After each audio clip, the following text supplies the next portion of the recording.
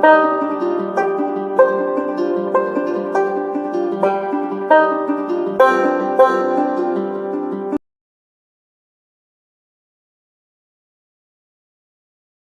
होती म्हणजे आणि इतकं सगळ्यांची झोप नक्कीच उडाली आणि सगळ्यांनी खूप एन्जॉय केलं आहे ते.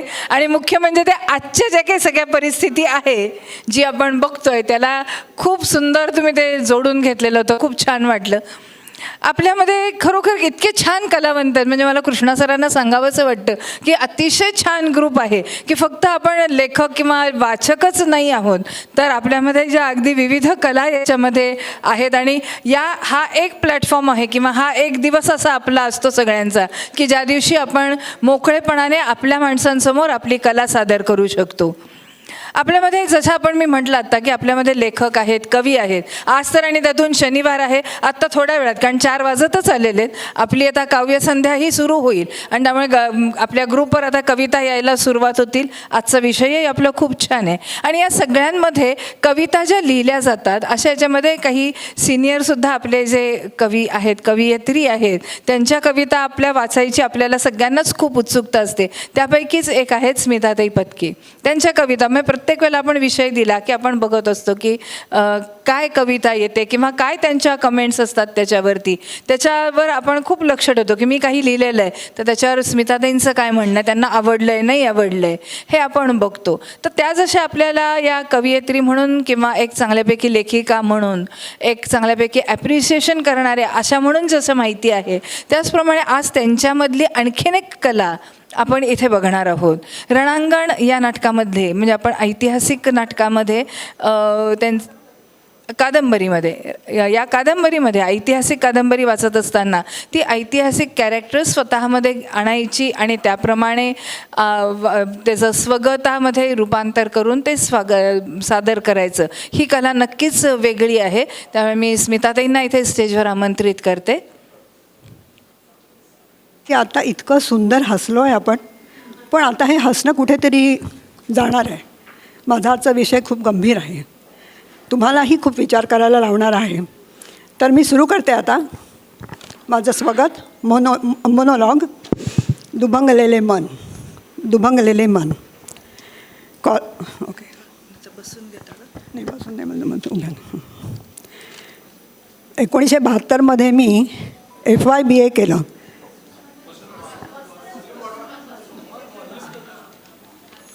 मध्ये मी FYBA केलं तेव्हा त्याला इंटर आर्ट्स पण म्हणायचे. तर त्यावेळेला अभ्यासाला पुस्तक होती विश्राम बेडेकरांची रणांगण ही कादंबरी. आणि ह्या कादंबरीची दुसऱ्या महायुद्धाची पार्श्वभूमी हे सगळं आपल्याला माहिती आहे. मी आपल्या ग्रुपवर सुद्धा 2-3दा त्याचा उल्लेख केला आहे, कुठेतरी लेखनातनं ते आलेलं आहे. तर ही दुसऱ्या महायुद्धाची पार्श्वभूमी हिटलरने केलेले जर्मन ज्यू लोकांचे अतोनात हाल, अनन्वित छळ, स्त्रियांवर अन्याय, अत्याचार, जुलूम जबरदस्ती हे सर्व मनात माझ्या आजही कुठेतरी खोलवर ठसलेलं आहे. म्हणून कादंबरीची नायिका हॅर्टा हिचे दुभंगलेले मन हे स्वगत मी आता आपल्यापुढे सादर करते आणि हे मी स्वतः शब्दबद्ध केलेलं आहे. आज मी निघाली आहे खरी बोटीतून. आज मी निघाली आहे खरी बोटीतून पण हा प्रवास मला कुठे नेणार आहे कुणास ठाऊक. जन्माने जर्मन ज्यू असणं ही काय माझी चूक आहे का? जन्माने जर्मन ज्यू असणं ही काय माझी चूक आहे का? ते काय माझ्या हातात होतं का? इकडे एवढं मोठं युद्ध पेटलं, इकडे एवढं मोठं युद्ध पेटलं आहे आणि या हिटलरनं आम्हाला देशाबाहेर काढलं आहे, हद्द पार केलं आहे. हा हिटलर जगज्जेता बनायला निघाला आहे. हा हिटलर जगज्जेता बनायला निघाला आहे. त्याला ज्यूंची सत्ता नको आहे. त्याचा नाझी पक्ष ते नाझी ज्यूंची कत्तल करतायत. स्त्रियांवर तर नको तेवढे अत्याचार करतायत. कुठे फेडणार आहेत हे पाप? कुठे फेडणार आहेत हे पाप? बसले बाई एकदाची या बोटीत. ही बोट भारतात मुंबईला नेणार आहे आम्हाला. ही बोट भारतात मुंबईला नेणार आहे आम्हाला. पोचू की नाही सुखरूप हे सर्व प्रवाशांना तरी कुठे माहीत आहे? जीवनाचा डाव उधळून टाकला एकेकाचा. माझे सहप्रवासी तरी काय, कसे, कोण, कुठले? देवा हे काय रे नशिबी माझ्या वाढून ठेवलेस. बसले तर आहे या बोटीत, बघू पुढे काय होतंय. इंग्लंड मुंबई हा माझा 11 दिवसांचा प्रवास. इंग्लंड मुंबई हा माझा 11 दिवसांचा प्रवास. देशांतर करणार आहे मी. माझा सखा बॉब या युद्धात मारला गेला आहे. माझा सखा बॉब या युद्धात मारला गेला आहे. त्याच्या जाण्याचं दुःख करू की माझा जीव वाचवू, हे रणांगण पेटलंय द्वेष विद्वेषाचं, राजकारणाचं, जाती धर्माचं. इथे माझ्या मनातही द्वंद्व पेटले. हाय दैवा, हाय दैवा, ही समुद्री हवा मला आजारी पाडते आहे. खूप ताप आलाय. उलट्या, त्रास, वेदना, डोकंदुखी, काय काय सहन करू. हा मन्नान माझी सेवा करतोय खूप प्रेमाने, विनंती करतोय लग्नाची. पण माझ्या मनात हा चक्रधर विद्वांस भरलाय खूप. माझ्यावर नितांत प्रेम आहे त्याचं. मलाही खूप आवडलाय मनापासून. सांगू का त्याला तसं? तो आहे तसा, तो आहे तसा पूर्ण संबंध अख्खा मला हवाय. एकदा तरी माझं शरीर अर्पण करायचं आहे त्याला. बाकीच्यांनी त्या नाझीनी खूप छळलं आहे मला आधीच. शरीराचे हाल हाल केलेत माझ्या, नुसती जुलूम जबरदस्ती.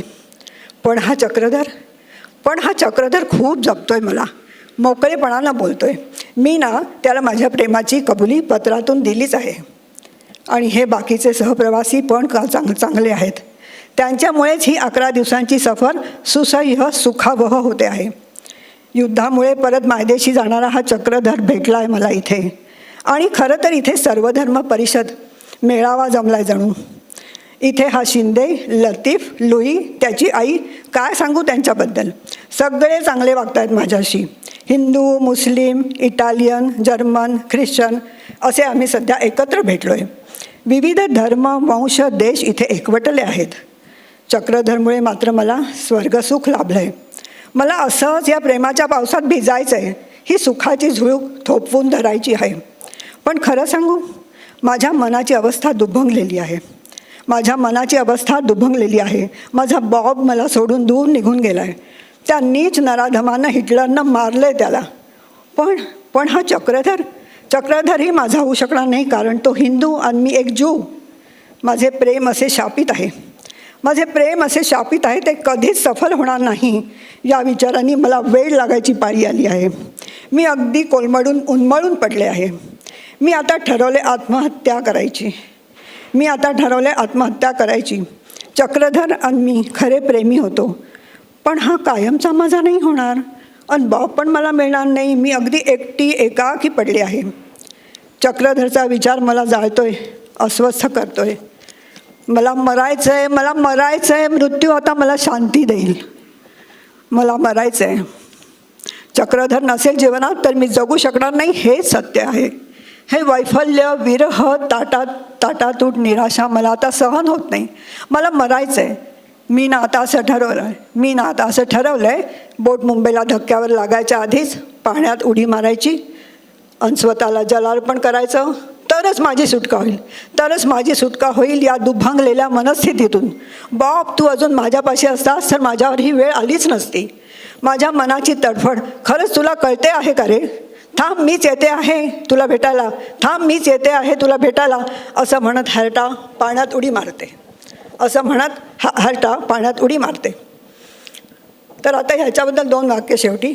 पण ही संवेदना व सहवेदना, हे माझं मत आहे. पण ही संवेदना व सहवेदना जागवणारी स्थिती लहान मुलींपासून सर्व वयातील स्त्रिया सुरक्षित आहेत का? हा माझा आजचा प्रश्न आहे. हे सगळं मी लिहिलं आहे आणि त्याच्याबद्दल मला वाटणारं हे खरं सत्य आहे. ही विचारांची दिशा आहे. आणि हे आपण बघतोय उघड्या डोळ्यांनी, काय चाललं आहे जगात, काय झालं आहे भारतात, काय चाललं आहे महाराष्ट्रात. हा प्रश्न सतत मला छळत राहतोय. थँक्यू.